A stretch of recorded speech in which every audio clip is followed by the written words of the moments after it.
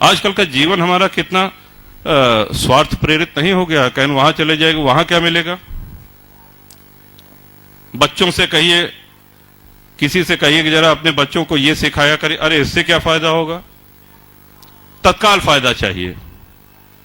परीक्षा सन्निकट है, होने वाली है, चलो भाई हनुमान जी से 1.25 किलो लड्डू। पास हो गए तो चलिए ठीक है, बेटे ने बड़ी मेहनत करी थी, लेकिन अगर फेल हो गए तो कहा करीब हनुमान जी कृपा नहीं करेंगे।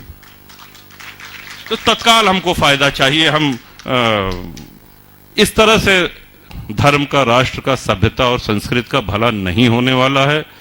गहन चिंतन हम सभी को करना होगा। और फिर से हम एक बार आपसे कहना चाहते हैं कि अपने पूर्वजों की गई भूल को बार बार हमको स्मरण करना है और महापुरुषों से प्रेरणा लेनी है। यही एकमात्र समाधान का रास्ता है। छत्रपति शिवाजी महाराज, महाराणा प्रताप, स्वामी विवेकानंद, महर्षि अरविंद, परम पूज्य देवराहा बाबा, अनेक ऐसे चूंकि बचपन से ही पिताजी के साथ कुंभ आने का, माघ आने का सुअवसर प्राप्त होता रहता था। राहुल जी, यहाँ पे हमारे गुरुदेव परम पूज्य देवराहा बाबा, यदि दर्शन का सौभाग्य आपको न मिला हो तो नाम अवश्य सुना होगा। पूरे मेले से अलग उनका एक पंडाल हुआ करता था। तो बचपन में उनको आते जाते किसी ने नहीं देखा था। एक मचान पर विराजमान रहते थे और वहीं से दूर से ही आशीर्वाद देते थे। और उन्हीं ने हमारा नाम रघुराज प्रताप सिंह रखा। जब मां के गर्भ में थे तो पिताजी से पूछा कि महाराज दोबारा कब दर्शन होगा, तो उन्होंने पिताजी से कहा था कि अब अपने पुत्र के साथ आना। एक तरह से उन्होंने ये कह दिया था कि पुत्री नहीं पुत्र होगा।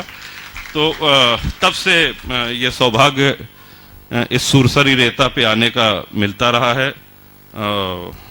गुरुदेव का सानिध्य, उनका आशीर्वाद सदैव अपने सर पे अनुभव करता हूं।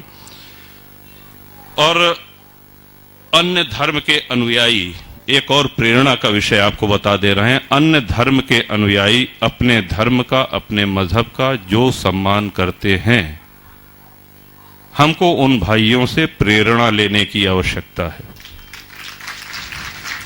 उनसे प्रेरणा लेने की आवश्यकता है। अपनी सभ्यता और संस्कृति का जितना वो सम्मान करते हैं। छोटा सा देश देखिए, भूटान है, राष्ट्रीय परिवेश में रहते हैं। छोटे छोटे देश चले जाएं आप, बर्मा चले जाइए, थाईलैंड चले जाइए, इंडोनेशिया, मलेशिया, अगर पेप्सी या कोका कोला की बोतल तो उस भाषा में लिखा होगा, पेप्सी है, कोका कोला है, मैकडॉनल्ड्स है, तमाम चीजें हैं।